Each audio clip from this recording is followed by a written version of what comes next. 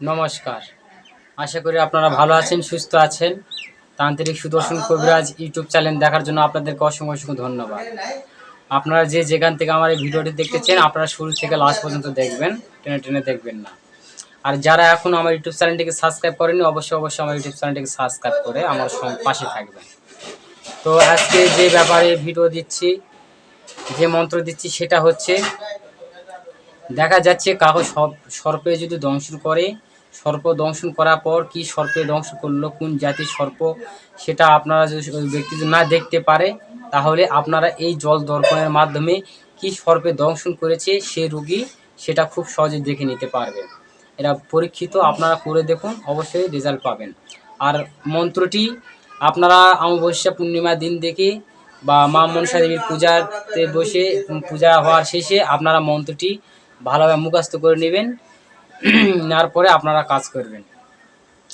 তো মন্ত্রটি আগে দেখে নিন, তারপরে আমি নিয়মবিধি বলে দিচ্ছি।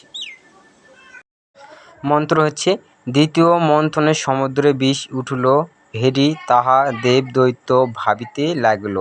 দেবগণ বলে, শিব কি হবে উপায়, বাঁচিব কি রূপে তুমি বলো গো সবাই। এতে বচন শুনি দেব কতার হইয়া কন, হরি রক্ষা কর, শরণ মাতৃতে হরি উপস্থিত হন। শিব প্রতি চাহি তিন মিষ্টি বাক্য কন, আপন কণ্ঠেতে তুমি ধরহ এই বিষ, তবে তো সমুদ্র জল হইবে নীর। বিষ হরি বাক্য শুনি হর বিষ লয়, উদরস্থ না হয় তাহা কণ্ঠে পরি রয়। এই হইতে তার নাম নীলকণ্ঠ হইল, হরি হরি বল বিষ জল মধ্যে এলো। এই ছিল মন্ত্র।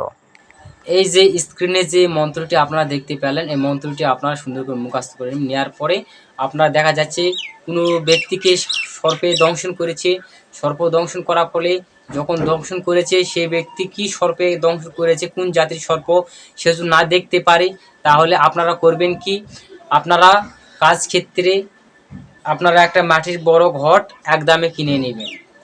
একদামে একটা মাটির বড় ঘট কিনে নিয়ে পুকুর থেকে সাজ বন্ধ করে এক ঘট জল তুলে নেবেন, এক ঘটি জল তুলে নেবেন। ঘট ভর্তি জল তুলে নিয়ে আসার পরে আপনারা যেখানে আসন করেন বা যেখানে কবিরাজি করেন বা যেখানে মায়ের স্থান আছে, মা মনসার স্থান আছে, সেখানে মার স্থানে বসে মাকে পূজা পার্বণ করে ভক্তি দ্বারা পূজা পার্বণ করার পরে আপনারা ওই জল ভর্তি ঘটের কয়েকটি 3টি দুব্বা ঘাস দিবেন। দুব্বা ঘাস তো আপনারা চেনেন, দুবলার ঘাস 3টি ঘটে দিবেন।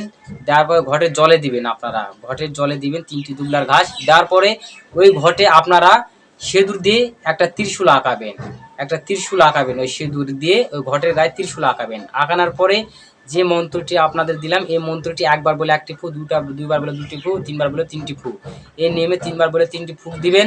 দেওয়ার ফলে আপনারা ওই মন্ত্রপুট জলটি যে সর্পে দংশন করেছে সে রোগীকে আপনারা জলটি দিবেন।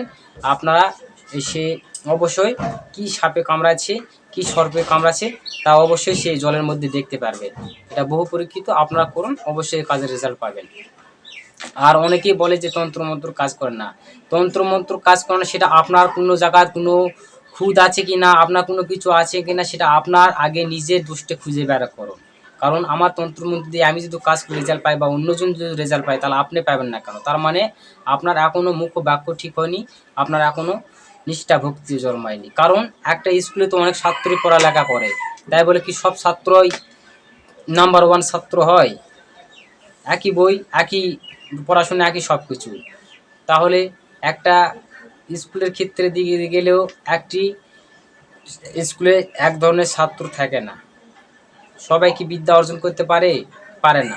তো তদ্রূপ আগে নিষ্ঠা ভক্তি, তন্ত্রমন্ত্র, সদ্গুরু ধরেন, তারপরে এগুলো নিয়ে কাজ করেন, অবশ্যই কাজ করবে। কাজ করবে না কে বলেছে?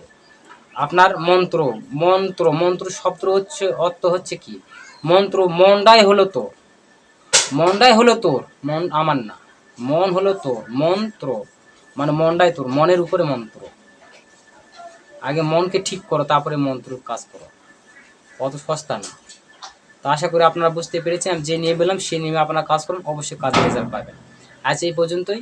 আপনারা ভালো থাকুন, সুস্থ থাকুন। আর তান্ত্রিক সুদর্শন কবিরাজ ইউটিউব চ্যানেল নতুন হলে অবশ্যই আমার ইউটিউব চ্যানেলটিকে সাবস্ক্রাইব করুন। আর ভিডিওটি ভালো লাগলে অবশ্যই একটি লাইক করুন আর কমেন্টে আপনাদের মতামত বলুন। আজ এই পর্যন্তই। ভালো থাকুন, সুস্থ থাকুন। দেখা হচ্ছে আবার কোনো নতুন ভিডিওতে। নমস্কার।